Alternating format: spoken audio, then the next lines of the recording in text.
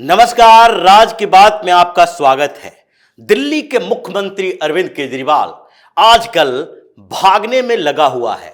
वो चाह रहा है कि इस बीच जिस तरीके से ईडी ने उसे गिरफ्तार करने के पूरी प्लानिंग बना ली है, उससे बचना कैसे है। अरविंद केजरीवाल के दिमाग में आजकल दिन रात यही चलता रहता है कि लोगों के बीच कैसे ये साबित करें कि हम निर्दोष हैं, हम तो कट्टर ईमानदार हैं, भारतीय जनता पार्टी हमें फंसाना चाहती है और इसलिए वो एस्केप प्लान बना रहा है कि अब दिल्ली में कम से कम समय गुजारो, लोकसभा चुनाव की तैयारी के नाम पर अलग अलग राज्यों में घूमो, प्रचार करो और दिखाओ कि देखो ये प्रचार जो कर रहे हैं इसके कारण भारतीय जनता पार्टी, पीएम मोदी, अमित शाह ये परेशान हैं और हमें गिरफ्तार करवाना चाहते हैं। उन्होंने जिस तरीके से ईडी को लेटर लिखा, बताया कि आप किस आधार पर हमसे पूछताछ करना चाहते हैं और वो आधार जब तक नहीं बताएंगे तब तक हम पूछताछ में सहयोग कैसे करें। हम पूरा सहयोग करने के लिए तैयार हैं, लेकिन फिर भी आप आधार बताइए। अब ईडी ने वो आधार बताए हैं, एक एक नहीं बल्कि 7 ऐसे आधार बताए हैं जिसके कारण अरविंद केजरीवाल अब बच नहीं सकता। केजरीवाल को ईडी के सवालों का जवाब देना पड़ेगा।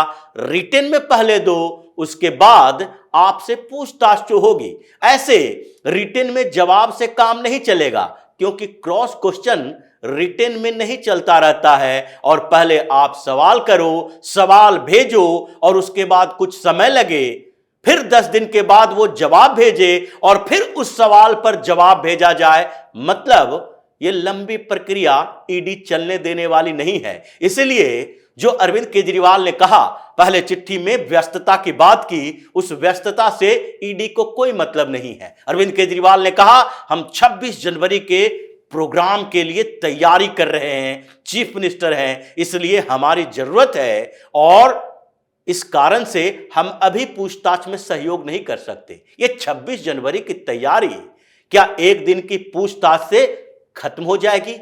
आपको दिन भर बैठकर वही फाइल देखनी है या फिर आप राजनीतिक गतिविधियों में हो? तो क्या आप रैली कर रहे हो, रोड शो कर रहे हो? एक दिन का समय आपके पास नहीं है, प्रेस कॉन्फ्रेंस करने का समय है। यही सब आधार है जो कि ईडी अब कोर्ट में देने वाला है, सीधे हिरासत में लेने के लिए, पूछताछ करने के लिए, और उसके बाद जरूरत पड़ेगी तो रिमांड के लिए कोर्ट में अपील करेगा। लेकिन उससे पहले जिस हैसियत की और जिन सबूतों की बात किया था, वो सबूत अब ईडी ने सामने पेश किया है कि ये देखो तुम्हारे सामने है इन सवालों का जवाब। ये 7 सबूत तैयार किए हैं और जो कोर्ट के माध्यम से केजरीवाल के घर तक पहुंचने की ईडी की तैयारी है, उसमें इन्हीं 7 सबूतों और सवालों को आधार बनाया जा रहा है, क्योंकि पॉलिटिकल एक्टिविटी और दूसरी व्यस्तता के नाम पर आप पूछताछ से तो भाग नहीं सकते। लेकिन दूसरा मामला जो बार बार ये समन के वैधानिकता पर सवाल उठाए जा रहे हैं कि हमें ईडी आरोपी बनाना चाहती है, गवाह बनाना चाहती है, या दिल्ली के मुख्यमंत्री होने के हैसियत से हमारे से पूछताछ करना चाहती है। ये तीनों सवाल का जवाब ईडी के इन 7 सबूतों में है। पहला तो यही है कि ईडी ने कहा है कि जो ये शराब घोटाला हुआ उसमें मनी ट्रेल पकड़ा गया, तभी ईडी की एंट्री हुई है, हमारी एंट्री हुई है, क्योंकि इससे पहले सीबीआई इसकी जांच कर रही थी और सीबीआई की जांच में कॉन्स्पिरेसी पता चला था कि क्रिमिनल कॉन्स्पिरेसी का मामला कैसे है। ये पूरी एक्साइज पॉलिसी बनाने के पीछे किसका हाथ है और बनाने के मकसद को देखने के लिए सीबीआई ने इंक्वायरी किया और उसमें एक के बाद एक सबूत मिले, जिससे पता चला कि ये जो न्यू एक्साइज पॉलिसी बनाई गई थी उसके ड्राफ्ट तैयार किए गए थे और उस ड्राफ्ट को पहले साउथ लॉबी को भेजा गया और फिर उस साउथ लॉबी के तरफ से उसमें कुछ चेंज करने के लिए कहे गए, फिर उसमें चेंज किया गया। मतलब जो स्टेक होल्डर है इस पॉलिसी का, उसी स्टेक होल्डर से सलाह लिया जा रहा है जिसको मैक्सिमम प्रॉफिट दिलवाना काम है और फिर उससे मैक्सिमम प्रॉफिट लेना काम है। मतलब यह सीबीआई की इंक्वायरी में थी और इसलिए ईडी ने कहा कि जब इस पूरे मामले में मनी ट्रेल का केस सामने आया तो सीबीआई ने कहा इसमें ईडी की एंट्री होगी और हमने इसकी तफ्तीश की, जांच की और जो पहले 100 करोड़ रुपए की बात की जा रही थी कि किक बैक मनी के तौर पर मिला, यानी कि एडवांस में 100 करोड़ रुपए वसूले जा रहे थे, उसके अलावा भी 138 करोड़ रुपए के दूसरे प्रमाण मिले और 100 करोड़ और मिले,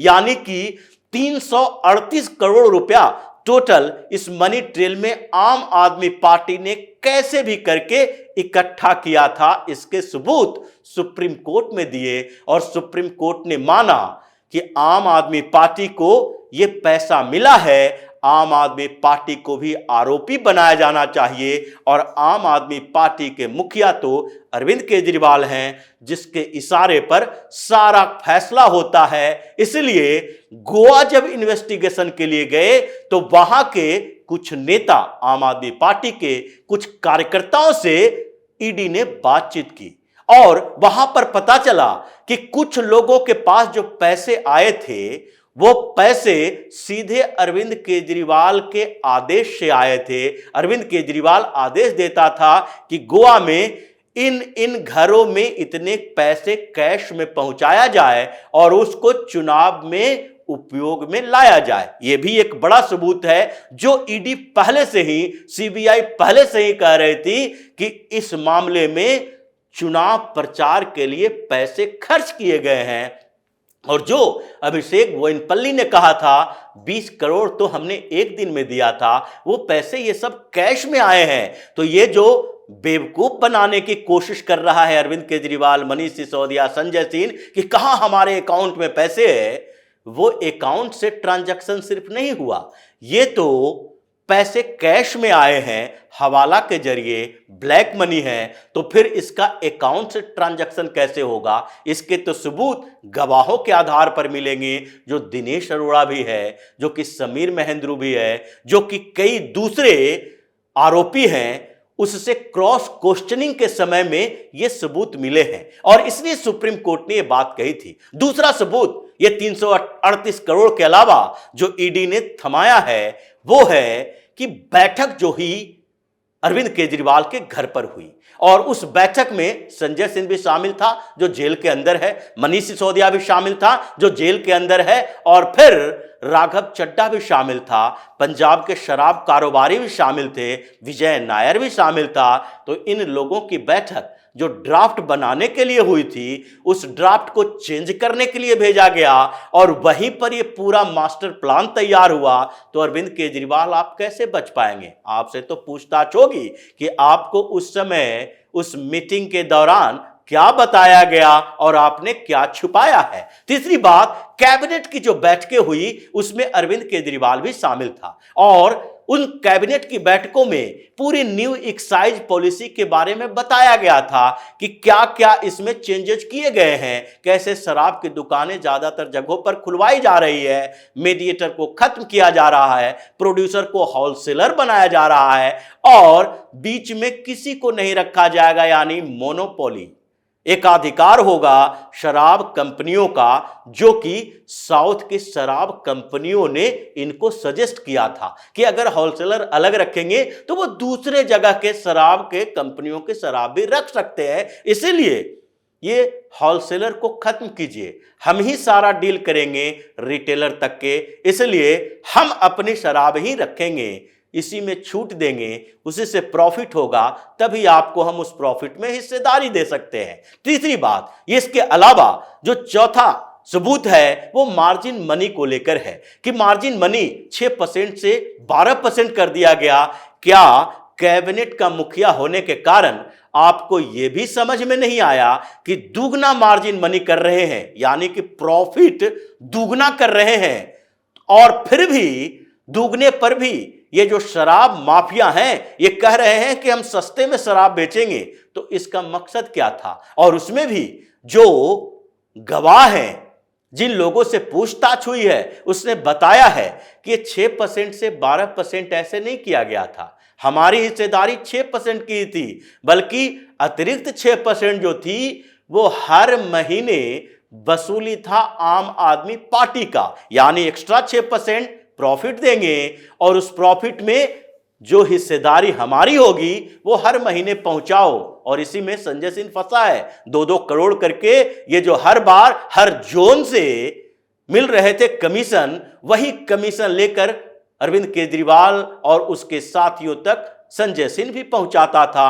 आम आदमी पार्टी के प्रचार के लिए उसको खर्च करता था। और इसके अलावा जो बात कही गई है वो है सबसे बड़ा रिकॉर्ड समीर महेंद्रू का। इस समीर महेंद्रू से आपने क्या कहा? समीर महेंद्रू से क्यों कहा कि ये विजय नायर जो आपका कम्युनिकेशन इंचार्ज है वो कोई सरकार का पदाधिकारी नहीं है, वो आम आदमी पार्टी का एक नेता है, आम आदमी पार्टी का कम्युनिकेशन इंचार्ज है, न कि दिल्ली सरकार में कोई भी विभाग में किसी तरीके का कंसल्टेंट है। फिर आपने क्यों कहा कि ये जो विजय नायर है वो हमारा आदमी है, हम जो कर रहे हैं वो समझ लो कि वही कर रहा है, क्योंकि ये समीर महेंद्रू को आपको विश्वास दिलाना था। ये सारे सवाल हैं, साथ साथ ऐसे सवाल हैं साउथ लॉबी से लेकर 338 करोड़ तक। और अब ईडी इन सारे सवालों के साथ तैयार बैठी है कि अरविंद केजरीवाल अगर इस बार आनाकानी किया तो इन सवालों को लेकर कोर्ट में जाया जाएगा। और फिर जिस तरीके से अरविंद केजरीवाल बचने की कोशिश कर रहा है वो बचने की कोशिश नाकाम होगी। ईडी गिरफ्तार करने ही वाली है, इसलिए आम आदमी पार्टी के नेता पहले से ही माहौल बना रहे हैं। तो इसी तरह की खबरों के साथ फिर से हाजिर होंगे, तब तक के लिए बने रहिए हमारे साथ और देते रहिए हमें सहयोग, ताकि इसी तरह की खबर हम आपके लाते रहें। धन्यवाद।